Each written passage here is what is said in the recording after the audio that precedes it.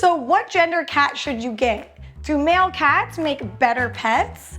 But first, I'm gonna take this lab coat off and not be a veterinarian anymore, so it makes it okay for me to talk about cat breeding and what kitten gender you should choose. So there are many different purebred cats out there, and if it wasn't for these breeders preserving the breeds, we wouldn't have gorgeous Persians, Bengals, Abyssinians, Maine Coon cats. So I know you guys are back behind the computer thinking, why is she talking about breeding cats or buying a kitten? But what I want you guys to remember is that without these professional and qualified breeders preserving these cat breeds, they would go extinct. So I actually have been breeding ragdoll cats for about 5 years. I take pride in my cattery, and I get this question all the time: should we get a boy or a female kitten? Which one fits our lifestyle? Who is friendlier? Who's more playful? And that's why I made this video for you guys, to talk about the gender personality differences between a male and a female cat. Let's get into this. A male cat is a boy who's gonna be big, manly, and masculine, whereas your female cat is a girl who's gonna have motherly instincts. Even if she hasn't had kittens, she'll still be sweet and affectionate, and her hormones will reflect that she is a girl. And she might be more instinctual around the house, guarding the house, and even more protected than a male cat. And if you think of lions in a pride, think of the male just lounging behind a tree while the females are out there hunting. The same goes for our tiny feline friends that are our pets. So let's talk about our male cats, or our tomcats, who aren't neutered and their behavioral issues. If you don't neuter these cats, they're gonna be roaming, searching for a female, and they're also going to spray. So this is a horrible thing if you have your male cat as a pet who's not neutered. They're gonna pee up the walls. That's called spraying.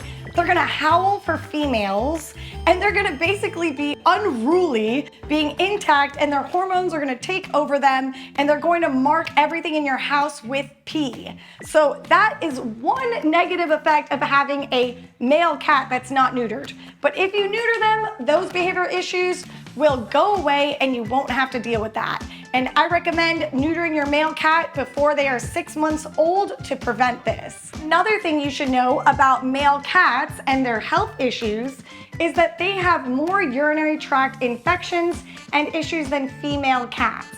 So male cats get something called being blocked. And this is if a stone or sand in their bladder gets stuck in their urethra and they can't pee. This can cause an emergency for your male cat. Their bladder is huge, like a grapefruit, and they have to get it unblocked by a veterinarian. This can cost thousands of dollars, and they need to be treated, or else sadly they can die from being blocked. It's a very common emergency for male cats. Now let me tell you about female cats. So for females, they go into heat, and they do this constantly throughout the year if they're not spayed. So a female cat, when they're in heat, unlike a dog, they don't bleed. So you're not gonna have blood around your house from a female cat in heat, but what you are gonna have is a crazy howling and screaming female cat searching for males. She's gonna be very hormonal and desperate to find a boyfriend somewhere. So they arch their back up, they walk around the house, they seem uncomfortable, but if you spay them, you get rid of this problem. And I also recommend spaying your female cats before they're 6 months old. So you're gonna get a kitten of either gender, a boy or a girl, and you're gonna spay or neuter them, and then your cat is gonna have their personality dependent on their gender.